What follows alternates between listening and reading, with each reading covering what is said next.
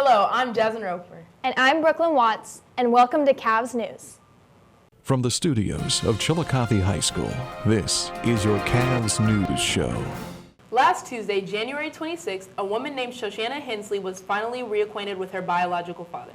Shoshana was attempting to help a homeless man figure out the balance on his food stamp card when she discovered he held the same name as her father. She had been searching for her father for over 20 years, and little did she know he was just down the street. It was an emotional experience for both of them, but it's something neither of them will forget. Now let's go to Did You Know with Ryan Kincaid.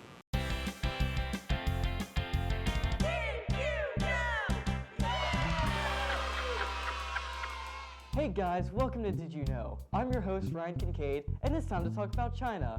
Now what has China done recently? Chinese officials have released plans to turn the capital city of Beijing into a megalopolis. The city, which will be known as Jingjinji, will combine Beijing and Tianjin, as well as most of the Hebei province. Officials claim that this will fix China's growing population problem and alleviate traffic and pollution, as well as bring more commerce to the already booming country.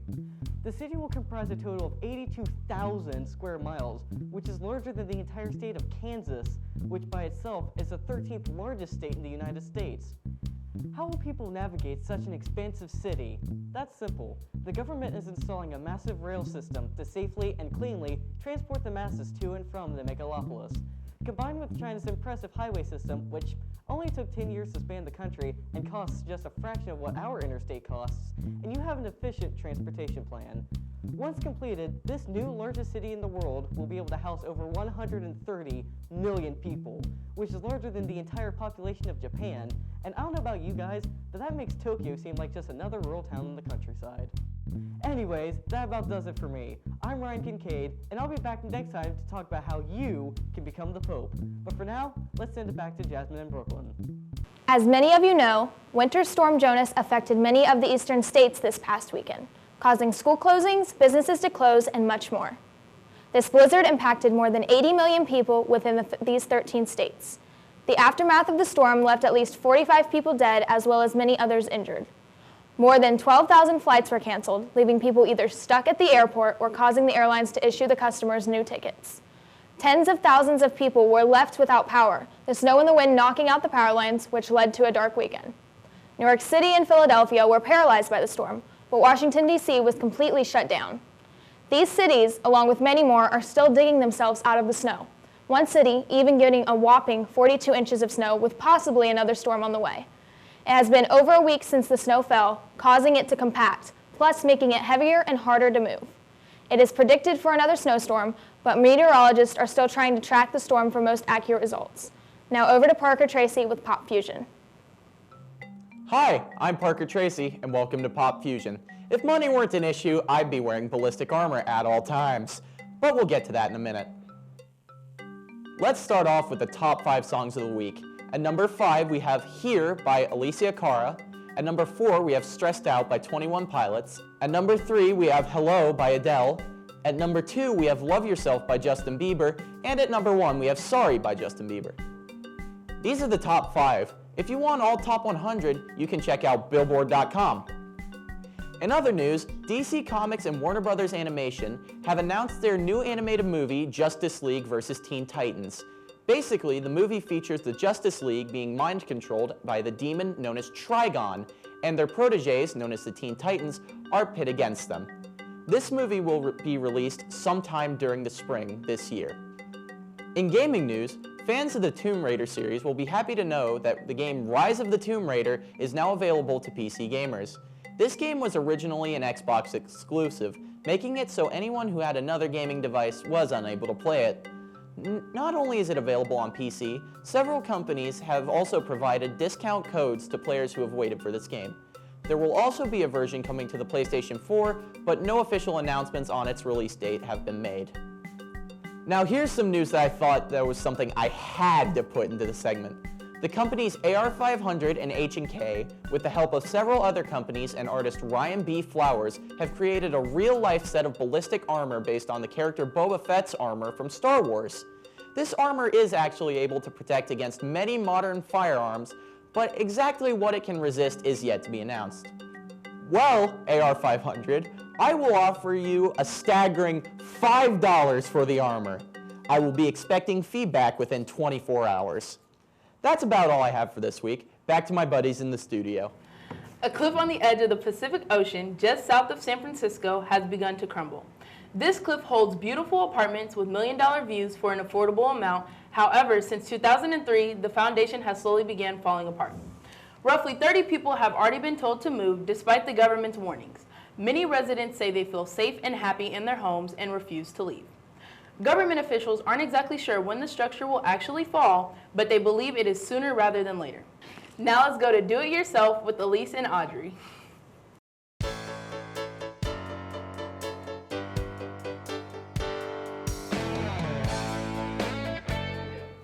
Hello, I'm Audrey Huggins. And I'm Elise Jones. This week on DIY, we are making custom cups. This is a cool project to make, and it's fun to be artistic. Things you'll need for the custom cup is a white mug and some Sharpies. First, get your mug and start drawing whatever you like.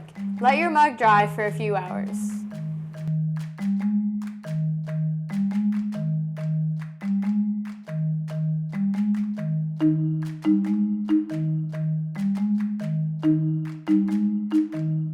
Now bake your mug in the oven for 30 minutes at 350 degrees so the Sharpie does not come off when you wash it.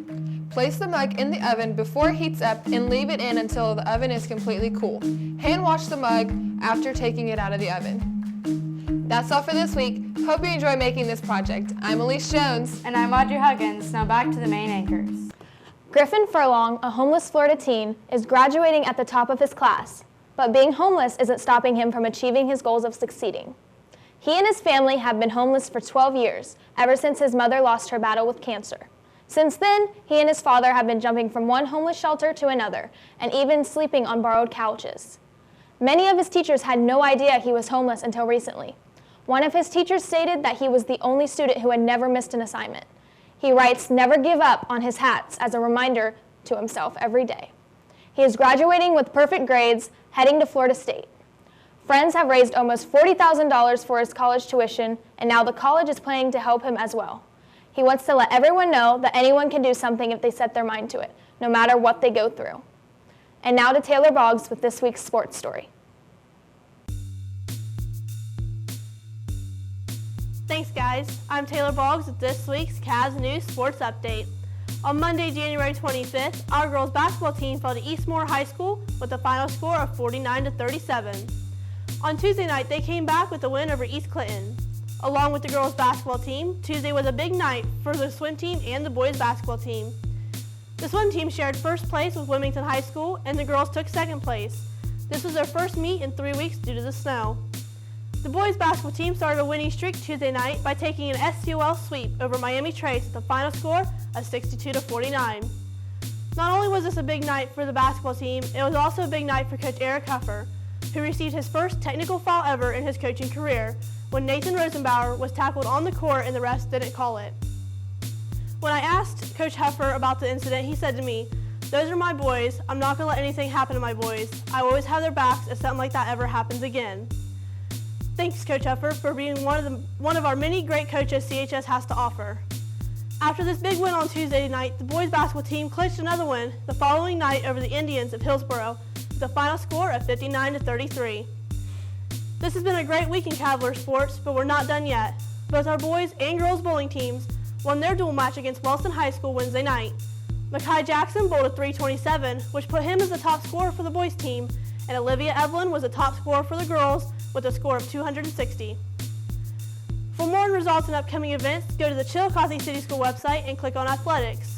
Well, that's all I have for this week. I'm Taylor Boggs. Now back to Brooklyn and Jasmine in the studio. That's all we have for this week. I'm Brooklyn Watts. And I'm Jasmine Roper. Have a great weekend, Chillicothe.